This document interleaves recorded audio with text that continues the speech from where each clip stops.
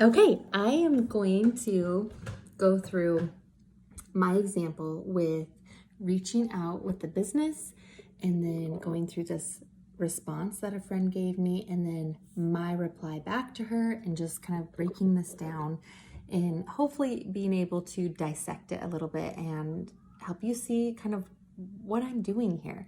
I think it's important to know that before I sent a voice message about the business and Plexus and all of that, this gal, my friend back from, I went to college with her for a couple years. We just friended each other on Instagram, probably in the past like 4-ish months. Like it's been this year. And we've just been like commenting back and forth on each other's stories or on our posts and really just like rekindling this relationship. And she was on my heart and my mind this morning. And so I sent her a voice message and it was very personal to her and her situation, just with, it was about her.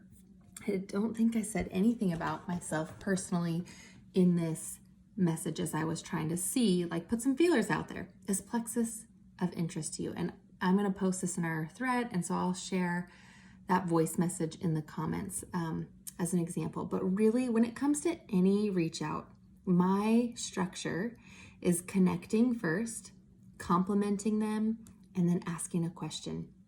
Keep your voice messages under a minute. And if you're doing a written message, you want to keep it like so you can see it on your phone and a screen. You don't want them to have a book that they're reading through. I'm totally guilty of doing that. And you keep it about them, like I mentioned. You want to talk about their strengths, their life, their pain point. And then as if they have any curiosity, any piqued interest, that is when you can dive in and you can go through more of like sharing your own story or a friend's story or just working through different things. So always ending with a question is like a must. Always, always, always, because that prompts some continuation of your conversation. So what else do I want to talk about through here? I think a lot of what we want to be doing here in this space with our posting, our messages, is speaking to pain points. So focusing on one thing. A lot of times we try to keep it general and we'll just speak about a million things on our list of the changes that we've seen in our life or speak to everyone. And this takes practice and purpose and being very intentional about bringing it back down and getting specific and focusing on one thing. So are you speaking to a tired mom? Are you speaking to someone who's dealing with migraines or restless sleep? Have you experienced a change in one of those areas? Try to break it down to just one. So talk about the restless sleep that you used to deal with and how did your life look like? Versus just giving it a blanket statement of XYZ, all these have changed. Focus on like a working mom who wants to be home, 0 family time with no time flexibility. You can really speak into that and what this opportunity can provide for them. Or just the financial stress. What is that doing for your marriage? Or what has changed when you have a little wiggle room? Talk about those things specifically. And then that can be posting messages, anything. But when it comes to your reach out messages, I want you to envision speaking to them in person, like you were sitting across the table with them. What verbiage would you use? How would you present this to them? What are you feeling and excited about? Why are you thinking of that person? Quality over quantity is so important here because we are inundated with social selling all the time. Everyone is trying to leverage something, trying to make a plug for something. We are surrounded by it. It's so much noise. And a lot of those negative feelings can come from that inundation, from things going the wrong way. People are getting they're getting plugged into groups they didn't agree to. They are being added to events they didn't agree to. They are being sent information they didn't want. So we want to have a posture of 0 copy and pasting. You make it your own to that person specifically. You don't want to send them anything they didn't agree to. So we are in this invitation zone. We are putting feelers out there. We are casting our line, and we are seeing who's biting, who's out there looking for this. Who do we get to be the blessing, that avenue to bless them with the products or the finances, whatever it might be. So having that posture, being you, using your voice, your giftings, your talents, your creativity.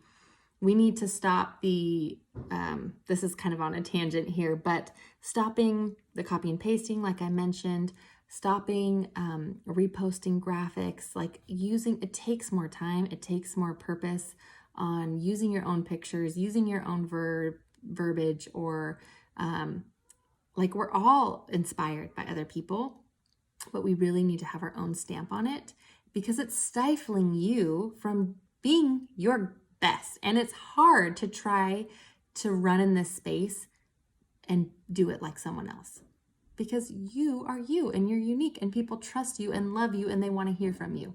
Okay? All right. Now, moving on. So I'm going to give an example of this reach out message I gave. Now, she gave me a response. Let me see if I can turn it around. I don't think I can. Shoot. So I'll also post this. But she said, "Hi, Hannah. Oh, I love hearing your voice and what a sweet message. I have thought about it, but I feel like my life is so crazy with two under two right now and the farm, and I'm worried it would just be too much for me, and I would jump in and not succeed the way I hope. I've tried stuff like this in the past, and every time I just end up not continuing it. Does that make sense? I just don't feel like I'm in the right place at this moment. But anyways, here's my address. I am open to it, just not sure if it's quite the right time to jump in." In my voice message, I had offered to send her a little goodie package for some samples. So what I want to say to this, objections are not no's. They are, show me how. How can I do this in my crazy life with 2 under 2? How can I do this when I'm running a farm and I can barely keep my head on straight? How can I do this when I've already failed before? Okay, so these are her underlying fears. And so I want to be in this space to encourage her, empower her, equip her, and like set her up for success if it's something that she wanted to really press into and learn. So number one thing for objections is feel, felt, found. That's the best way to always come back to it and like validate how they're feeling. You've been in that place at some point, but this is what you found. Another thing about objections, there's a post in Rising Jewels. I frequently visit it. It came from Momentum Movement from Brooke Hemingway and Emily Gibson, some of the most successful people in our company.